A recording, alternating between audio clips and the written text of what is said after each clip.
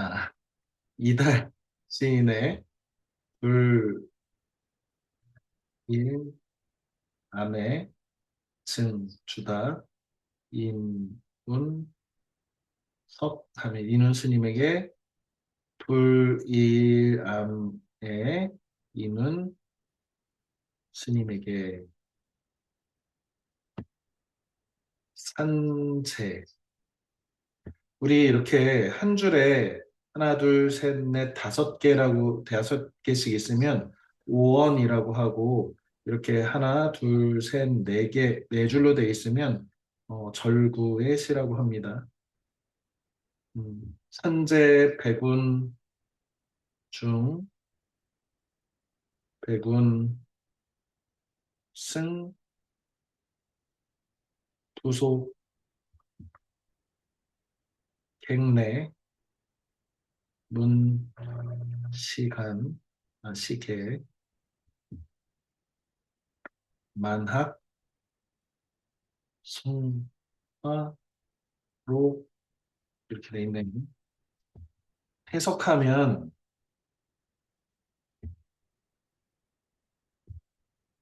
이게 5원일 경우에는 대체로 두 글자, 세 글자 이렇게 해석하는데 산에 산이 있는데 산재니까 산이 있는데 어디에 백운 중에 흰 구름 중에 산이 흰 구름 사이에 이렇게 있대.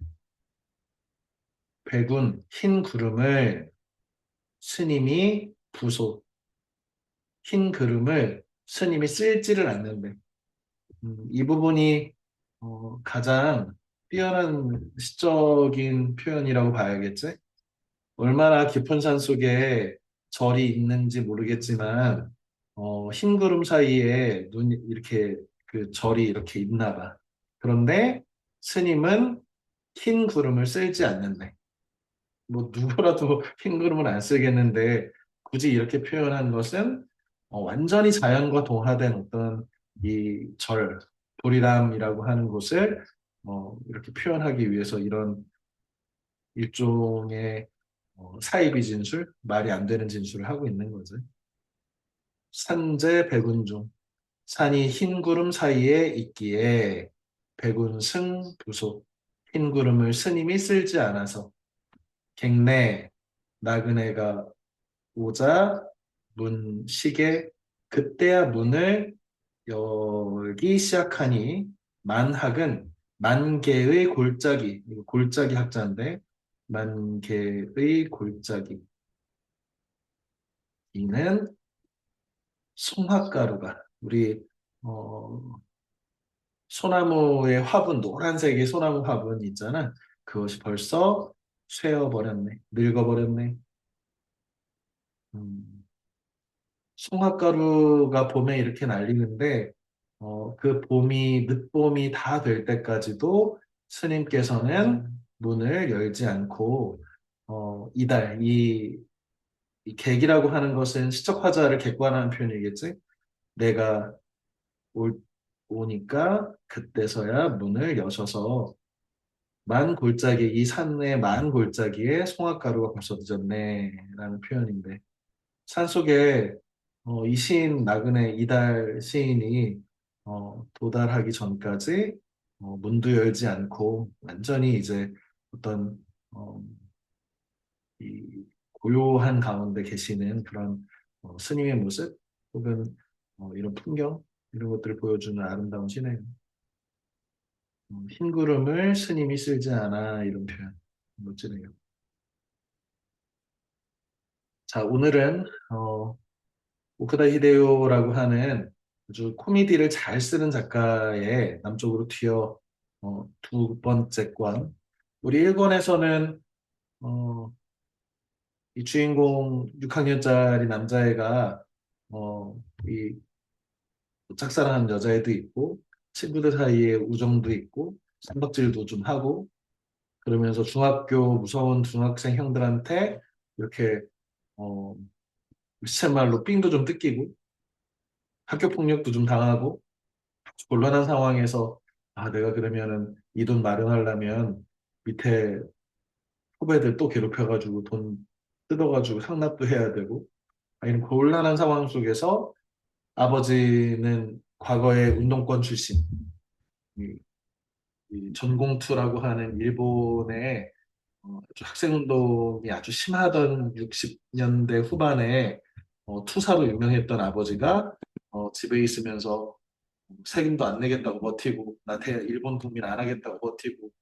어머니는 전설 속에 투사라는 얘기가 있는데, 소문에 의하면 어머니는 부잣집 딸이었는데 누군가를 살해하고 감옥에 갔다 왔다고 한다든지, 온갖 이야기. 그리고 성인의 누나는 나이 많은 유부남하고 이렇게 부적절한 교제를 하는 것 같고, 그것 때문에 또 가족이 불편하기도 하고, 그러면서 어, 어머니의 그 엄마, 그리고 외할머니네 집이 어마어마하게 부자였고, 알고 보니까 또 거기 가서 이 사촌 형제들 이렇게 만났는데, 좀 이렇게 부자로 꺼드럭거리는 것도 얄밉기도 하고, 온갖 그 어린애가 성인이 되면서 겪는 이 사회의 여러 가지 모습들, 그리고 선생님,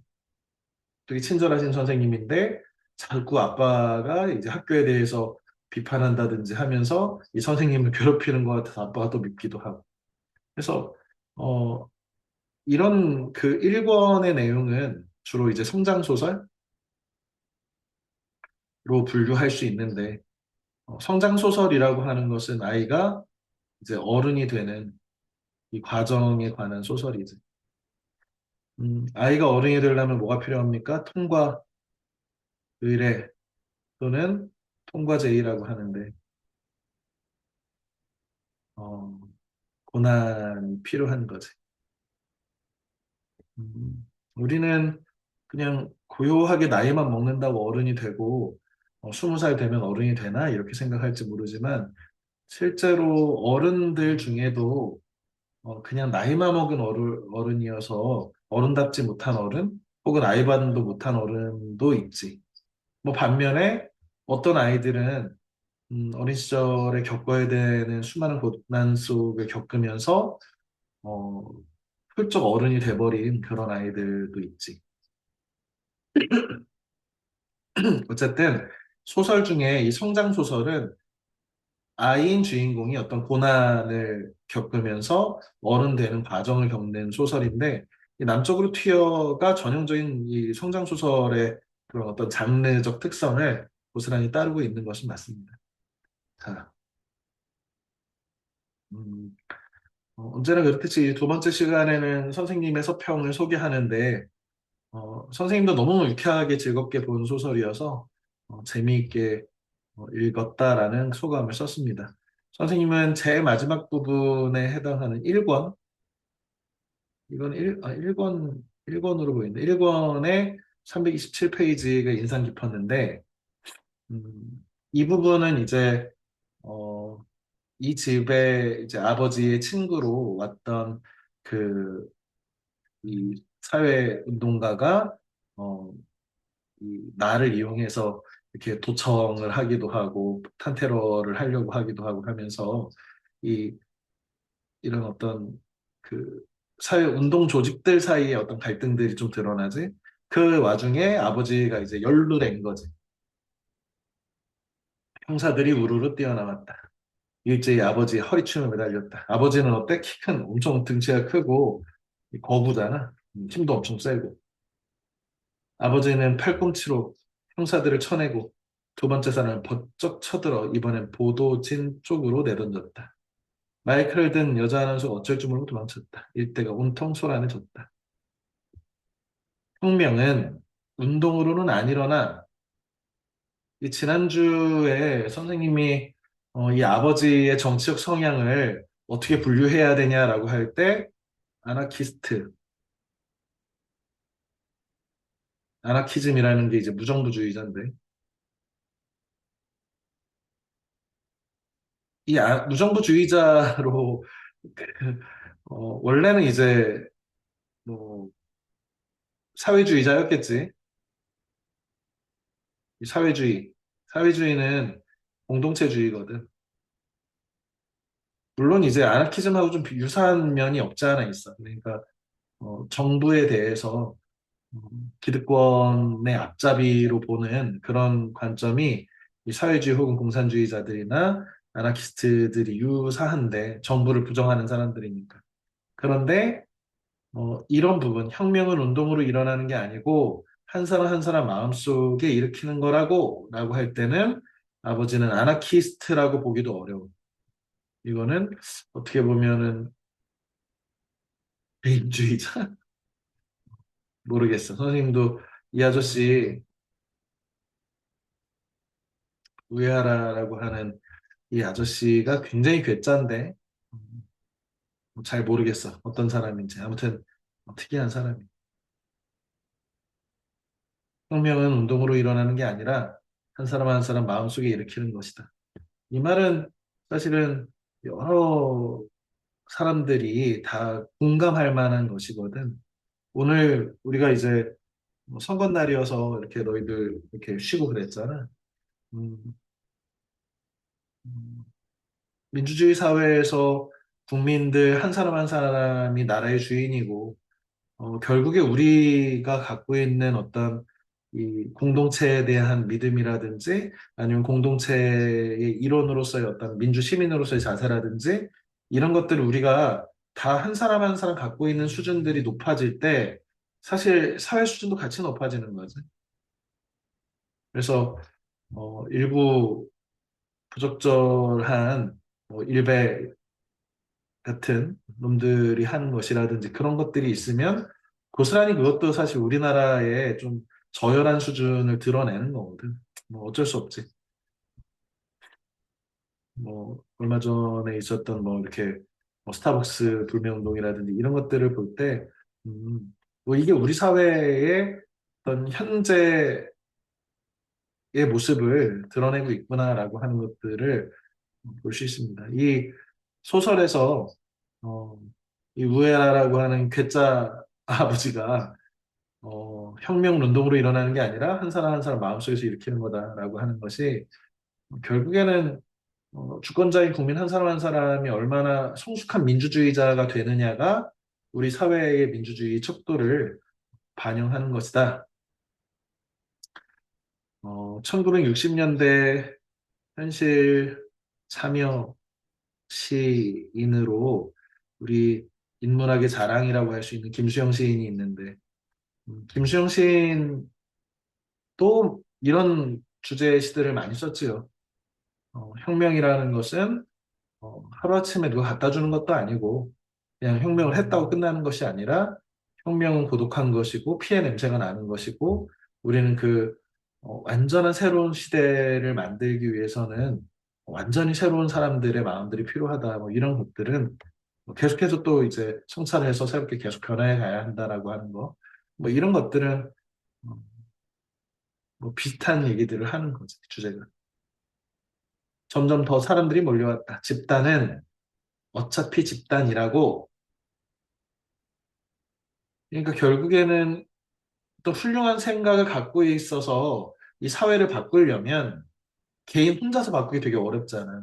그런데 어떻게 보면 그렇게 다 같이 집단을 이루어서 어떤 새로운 사회를 만들어 가자라고 하는 그 과정에서 어, 어떻게 보면 원래 그 각각이 품었던 어떤 이상적인 모습이 아니라 결국에 그 집단 내의 이해관계, 그 집단의 전체적인 이런 것들로 이 타락해가고 변모해가는 것에 대한 어떤 과거 혁명가였던 아버지의 판멸 같은 얘기라고 봐야겠지.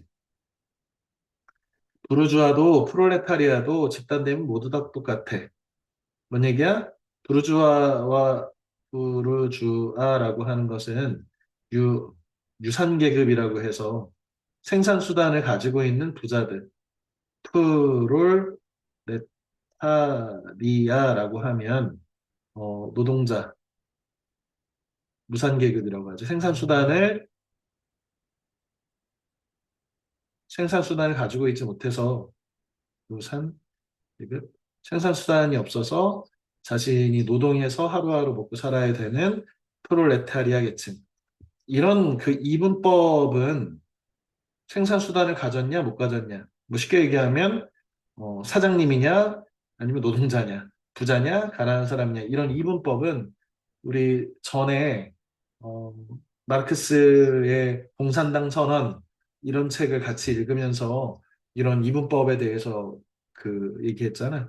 이 마르크스라고 하는 철학자 혹은 혁명가는 이 세상이 나라로 국가나 민족으로 나뉠 수 있는 것이 아니라 전 세계는 그저 가진 존재들, 일하지 않고 자신의 자본을 가지고 먹고 사는 풍요로운 부르주아 계층과 그들에 의해서 실제 노동함에도 불구하고 자신의 몫을 가져가지 못하는 프롤레타리아, 결국엔 가진 자와 못 가진 자 이렇게 이분법적으로 나눌 수 있어서 만국의 프롤레타리아가 단결해서 이 부르주아 계급을 없애고 이 계급적 갈등을 없애는 사회주의 공산주의 사회 만들어야 된다. 이렇게 하는 게 이제 이 마르크스주의고 지난 냉전 시기까지 지금도 남북한의 갈등이라든지 뭐 이런 좌파냐 우파냐 이렇게 나눌 때 대체로 좌파 계열의 사상들이지. 그런데 분명히 이 프롤레타리아 노동자 계급을 옹호하던 이 우에하라 아저씨는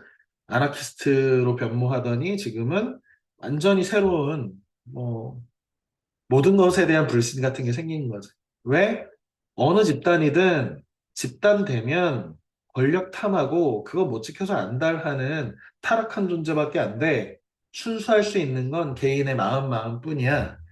개인이 혁명적인 생활 습관을 바꾸고 완전히 새로운 생각을 갖추지 않으면 그것이 어떤 집단이든지 타락할 수밖에 없어. 라고 이렇게 생각하는 그런 것들을 보여줍니다. 선생님도 일부 이 사람이 되게 거친 표현이고 이렇게 괴짜 같은 사람이지만 등장인물이 그렇지만 그래 일견 맞는 말일 수도 있다라고 생각해서 인용을 했습니다. 나는 이와 같이 읽었다. 여시아도 평소에는 또 울리기는 쉬운데 웃기기는 정말 어렵다고 생각한다.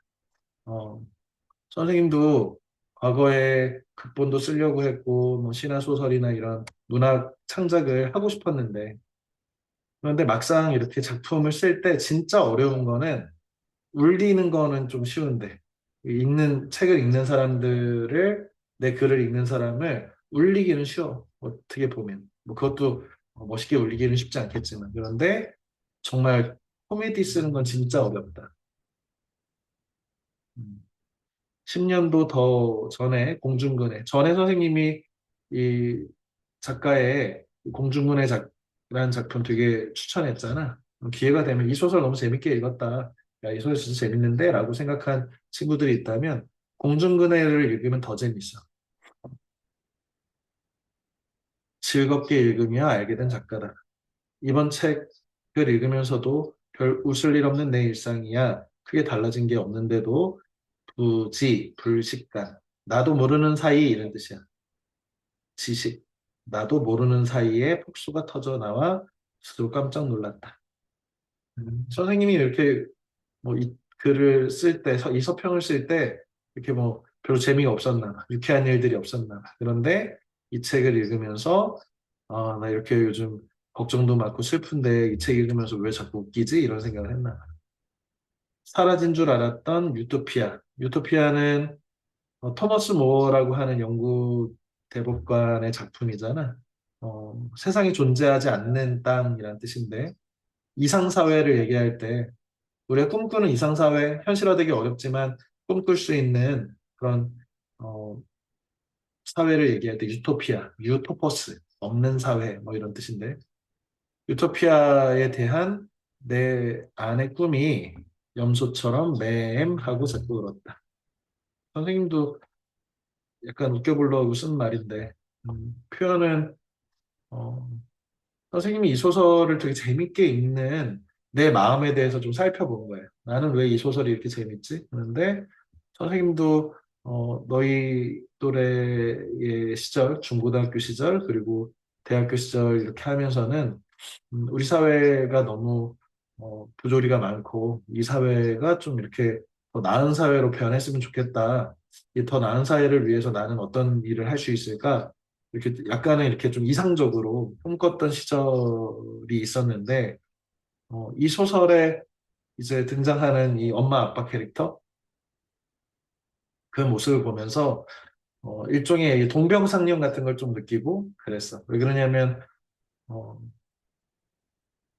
선생님도 과거에는 그래, 내가 이 사회를 위해서 뭔가 좀 이렇게 헌신하고 공동체를 위해서 이렇게 좀 뭔가 도움이 되는 사람으로 살아야지라고 스스로 그렇게 사는 것이 의미 있는 삶이 아닌가라고 생각해서 뭐 그런 삶들을 꿈꾸기도 했었는데 어, 약간 비겁한 변명 같지만 선생님도 아빠가 되고 어, 이제 가장이 되고 하면서 현실적으로 그 유토피아는 이제 또 다른 사람들이 알아서 잘 하겠지라고 하고 야 지금 내 앞에 처자식 먹여 살리고 얘네들 어 그래도 인간다운 삶을 살게 하는데 내가 뭔가 더 열심히 해야 되는데 또 현실적으로 너희를 가르치는 뭐 일도 내 직업적인 커리어도 있고 뭐 그러면서 공동체는 무슨 공동체냐 나만 일단 내 코가 석자다 이렇게 생각하고 살고 있거든 사실은 그런데 어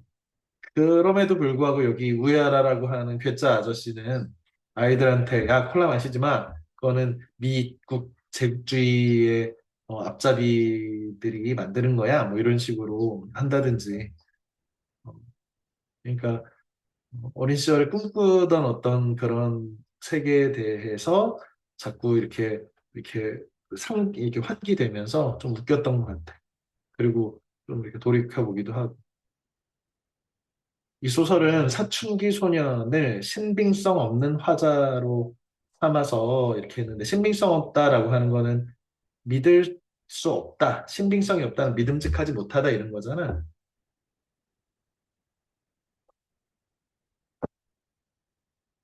이건 되게 중요한 개념이기도 한데 너희 뭐 국어 공부할 때 신빙성 없는 화자라고 하는 간략하게만 설명하면 원래 우리가 아는 소설들은 3인칭 전지적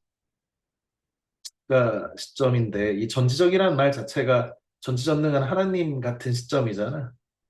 이 서술자라고 하는 것은 하나님처럼 완전한 존재여서 거짓말이 없어. 무조건 믿는 거야. 소설 안에선 그 세계 안에선. 그런데 1인칭 시점이 생기고 이 신빙성 없는 화자, 즉 말하는 사람이 제대로 된 판단을 못하고 상황 판단을 못한 채 여과 없이 자기 얘기를 막 하는 방식의 소설. 이 3인칭에서 1인칭으로 넘어오고 1인칭 서술자가 어린아이라든지 아니면은 잘못된 사상이나 잘못된 가치관을 가진 사람이 말하게 하는 방식의 아주 특이한 시점이 생긴 거라고. 이것도 일종의 발명품이지. 그래서 우리 얼마 전에 읽은 조세희의 난쟁이가 쏘아올린 작은 공의 내 그물로 오는 가시고기 같은 경우에는 마찬가지 신빙성 없는 서술자지. 부잣집에서 태어나서 세상 물정 모르고 지금 영수가 저지른 그 살인이 어떤 사회 구조적 맥락 안에서 옹호될 수 있는지, 이렇게 변호될 수 있는지를 극히 부정하고 그런 것에 대해서 생각조차 하지 않는 어떻게 보면 편향적인 어떤 인물을 서술자로 내세워서 난쟁이의 첫째 아들이 사형 선고를 받는 재판의 과정을 그렇게 약간 편파적인 방식으로 서술하잖아. 전작 작가 시점의 소설이었다면 그런 식으로 영수를 매도하지는 않겠지.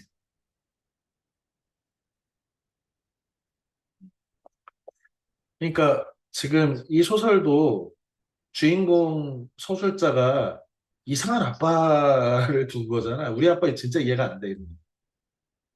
그래서 전공투 시절에 전설의 투사였던 아버지를 이해해 가는 과정을 그린 작품이다. 아버지는 도저히 이해할 수 없어. 학교 다니지 말라고 하고, 학교 선생님하고 싸우고. 그런데 잘 얘기를 들여다보면 이 소설이 진행되면서 이 아버지가 그럴듯한 아버지일 수도 있겠다. 뭐 물론 내 아버지가 아니라는 조건 하에. 사회가 지켜주지 못하는 학교 폭력의 문제를 자기 손으로 해결해 가면서 막 가출도 하고 그러잖아요. 부조리한 사회에 협력하지 않겠다고 저항하는 아버지를 조금씩 이해해가는 서사 구조가 탄탄하다. 그지?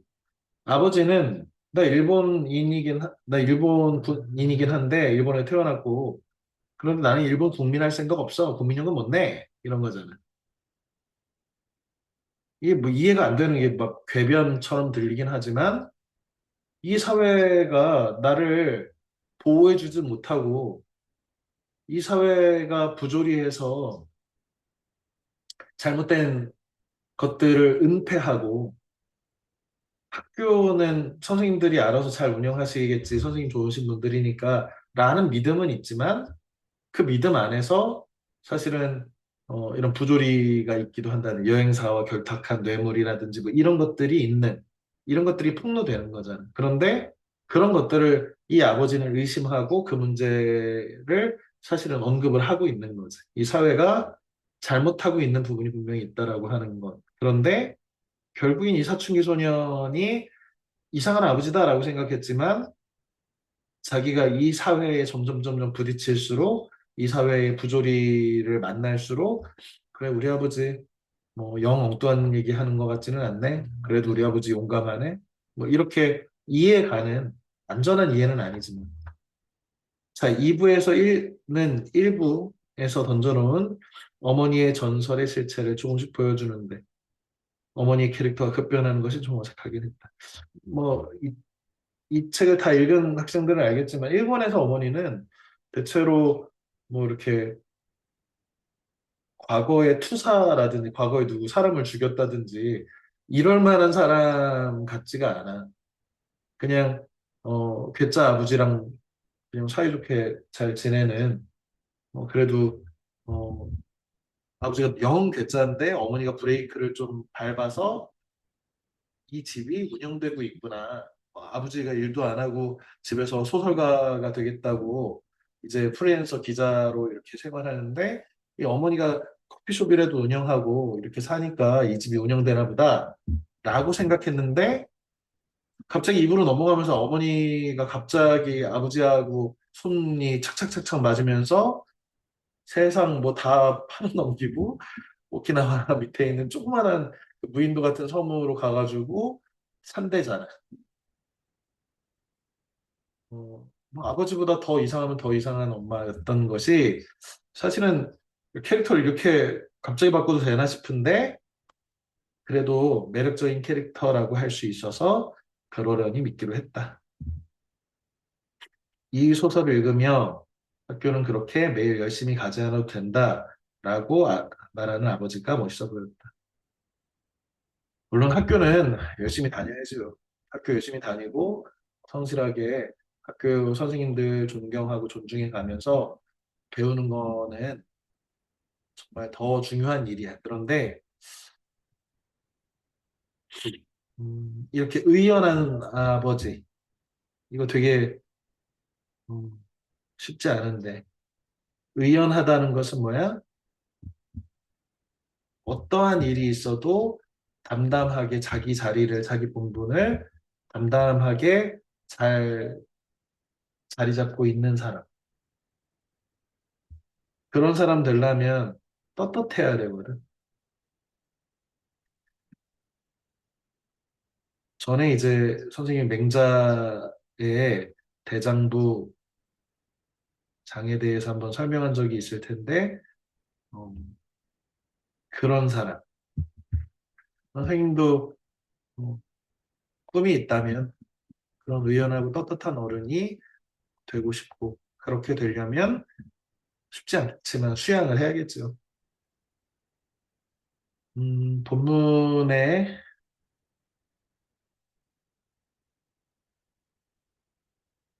몇몇 부분들 소개를 해봅시다. 어, 지금 1권의 마지막 부분인데,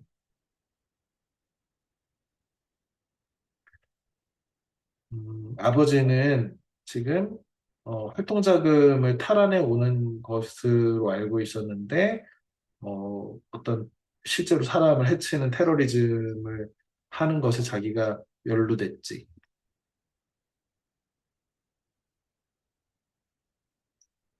나카무라가 독단적으로 한 거야? 라고 했더니 변호하는 거지. 그 친구 착한 애야. 니네가 지시 내린 거지? 당신 총에 붙일 거야. 총에 붙여야 할 건 당신이야. 하면서 이 제일 젊은 아키라한테 늙은이들이 이런 오카다 부의장을 해치우는 이런 일을 시키는 거야? 할 거면 니네들이 직접 하지, 이 늙은이들아. 그러면서 동지들과 싸울 때냐 그랬더니 나는 동지가 아니잖아. 아니라잖아. 라고 하면서 선수 프로레슬링 선수처럼 번쩍 들어올리고 아까 선생님 인용한 부분이죠.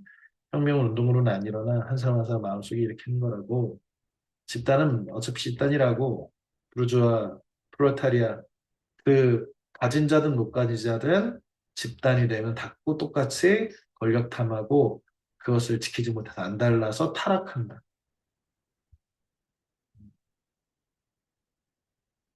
이 책은 이 부분은 제일 마지막 2권의 제일 마지막 부분이지. 이제는 진짜 사고를 크게 치는 거지. 뭐 여기저기 경찰들하고 대치하기도 하고 음, 막 불이 나기도 하고 그러면서 엄마하고 아버지가 둘이 이제 잡혀가다 말고 도망가서 이, 사라지는 배 타고 사라지는 부분. 다들 말리지 않을 거예요? 지금 어, 엄마와 아빠가 드디어 그냥 무인도 들어가가지고 숨어서 살겠다는 거잖아. 누나 요다 할아버지와 오지로 아저씨를 행물했다. 두 사람 별 이상한 소리도 다 듣겠다는데 도리 어리둥절한 표정이었다. 아, 이치로 씨는 손조 대대로 오민추 어부니까 괜찮아. 이런 그 무심한 할아버지. 그럼 야미한 바다가 있는 곳이라면 어디든 살 수 있고 말고 오지로 아저씨. 어, 이런 사람들이 사실은 아까 선생님이 꿈꾸고 있는 그런 의연하고 당당한 아저씨들이지. 이 아저씨들이 어, 이런 당당함을 갖추기 위해서 얼마나 많은 수련들과 수양들이 필요했을까. 이 쓸데없는 것들에 얽매여서 한두 가지에 얽매여서 마치 이것을 손에서 잃어버리면 모든 삶이 다 없어질 것 같이 생각하는데 우리의 삶이라고 하는 것은 제일 중요한 것들은 우리의 생명이고 인간다운 삶이고 우리의 생명과 인간다운 삶이라고 하는 것은 어, 뭐 수많은 주식의 계좌라든지 아니면 수많은 돈이라든지 명예라든지 사회적인 어떤 이런 가치들, 세속적 가치들로 결정되는 게 아니고 지금 이렇게 둘이 무인도 가서 산다는데 말이 왜 안 말려요 그랬더니 어, 니네 아버지 대대로 어부야. 야, 아미아 바다 홈그라운드가 바다야. 바다가 있으면 사는 거지 뭐 이렇게. 누나는 저항할 마음이 사라졌는지 그 자리에 쪼그려 앉고 말았다. 요코 그런 얼굴 하지 마라. 아버지 엄마는 인간으로서 잘못된 일은 하나도 하지 않았어. 어머니가 배에서 부두로 내려와 누나 앞에 앉아서 말했다. 남의 것을 훔치지 않는다. 속이지 않는다. 질투하지 않는다. 위세 부리지 않는다. 악에 가담하지 않는다. 그런 것들을 마음대로 지키고 살아왔어. 어떻게 보면 너무 단순한 삶의 원리지. 인간다운 삶. 인간으로서 잘못된 일 안 하고 살았어. 우리가 가난하고 아무것도 없고 누군가 싸우고 투사일진 몰라도 남의 것 훔치지 않았고 속이지 않았고 쓸데없는 질투 안 했고 위세 부리지 않았고 악에 가담하지 않았어. 단 한 가지 상식에서 벗어난 것이 있다면 이 세상과 맞지 않았던 것뿐이잖니 이 세상과 맞지 않다라고 하는 걸 이제 불우라고 하는데 만나지 못했다. 그냥 어떻게 보면 세상이 나랑 안 맞는 세상일 수도 있지. 뭐 예를 들어서 마이클 조던 같은 뛰어난 이 농구 선수도 중세에 태어났다 하면 농구 선수는 못했겠지. 뭐 이런 것들을 생각한다면 어, 더 근본적인 인간적인 삶은 현재 우리 사회의 어떤 이 시대 역사 속에서 바뀌어가고 있는 이런 사회 여러 사회적 모습이 꼭 나하고 어, 잘 일치하거나 유리하거나 이렇지 않을 수도 있다는 얘기지. 이해되기는 어렵지. 그게 가장 큰 문제 아니야? 아니, 우리가 사는 세상은 아주 작고 작아. 이 사회는 새로운 역사도 만들지 않고 사람을 구원해주지도 않아. 정의도 아니고 기준도 아니야. 사회란 건 싸우지 않는 사람들을 위안해 줄 뿐이야. 아, 멋진 대사라고 생각했습니다. 싸우지 않는 사람들을 편안하게 그냥 그런데 안타깝게도 어, 이런 순수한 생각을 가지고 사는 이 엄마 캐릭터, 아빠 캐릭터는 싸우는 사람이지. 세상이 썩었으니 이 세상은 정의도 아니고 기준도 아니고 현재 우리 사회는 우리가 생각하는 인간다운 삶에서 벗어났으니 우리가 싸우는 건 당연하지. 이렇게 여기서 그런 얘기 해봤자 글쎄 이 일어나서 봐 끌어놨다. 귓전에 무언가 속삭였다. 선생님은 이 소설의 이 장면이 굉장히 아름다운 장면이라고 생각했습니다. 그리고서 전설 속의 무인도로 사라져버리는 엄마 아빠 그리고 어, 아버지가 다른 이 요코이라는 누나가 성인이니까 이 꼬맹이 둘 데리고 음, 어른으로서 또 살아가는 삶. 이 사람들이 괴짜 같은 가족이지만 그래도 뭐이 가족들이 나름 당당하고 의연하고 떳떳하게 잘 살아가고 뭐 이렇게 소설 속 내용이지만 행복하게 살아가기를 좀 바라게 되는 그런 생각을 했습니다.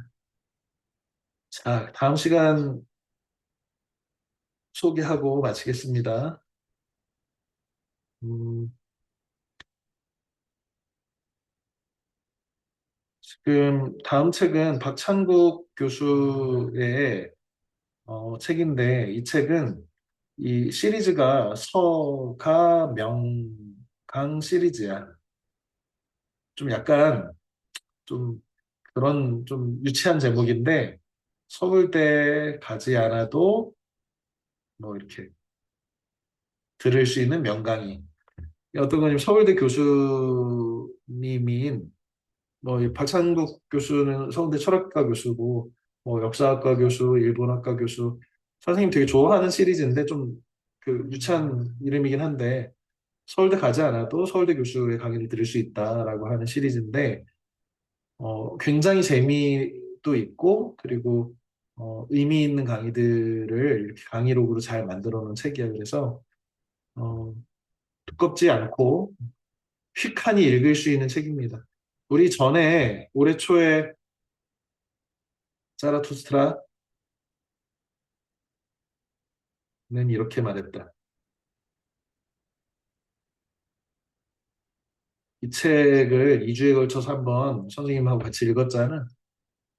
그 니체의 예술론, 자라투스트라는 이렇게 말했다는 니체라고 하는 전설적인 철학자의 전체 사상을 자르트라는 현자의 입을 빌려서 소설 형식으로 대단히 우의적으로 알레고리가 넘쳐나는 방식으로 이렇게 설명하는 소설이었다면 그 중에 어, 이제 예술론, 니체 초기의 어떤 예술론이라든지 중기 후기로 넘어가면서 니체가 예술을 왜 이렇게 강조를 했는지 이런 것들을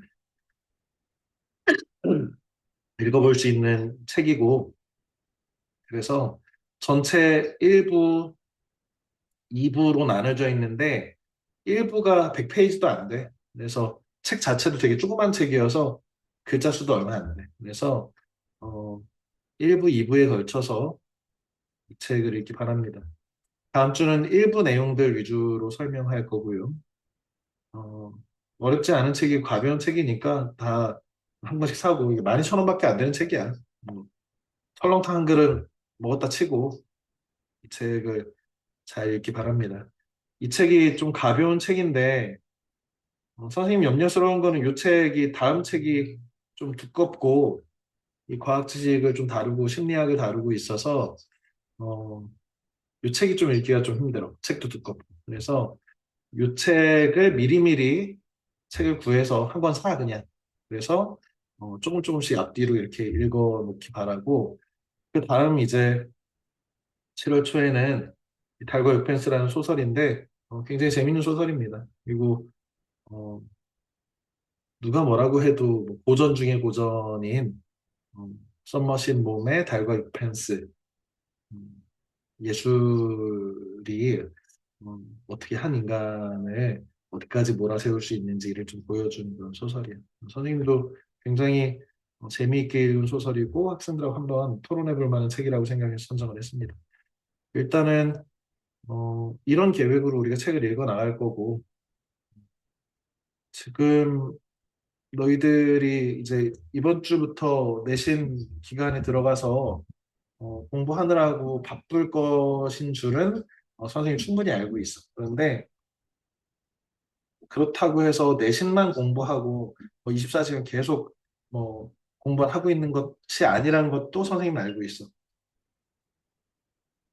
하루에 10분, 20분 혹은 30분이라도 조금씩 내면 충분히 책도 읽을 수 있고 우리가 프로그램 진행하는 것이 최종적으로 이런 고전들이나 배경 지식이 될 만한 좋은 책들을 항상 읽고 있어서 문해력을 깊이 있게 만들어 나가는 것을 목표로 하고 있잖아. 그러니까 시험이라고 흔들리지 말고 어, 책을 열심히 읽기 바랍니다. 자, 오늘 시간 여기에서 마치겠습니다. 모두 수고했고 자기 수업 시간 잘 챙겨서 옵니다. 빠잉 한자도 잘 배우고 안녕히 마칩시다. 계세요. 네. 안녕히 네, 계세요. 안녕히 계세요. 안녕. 네.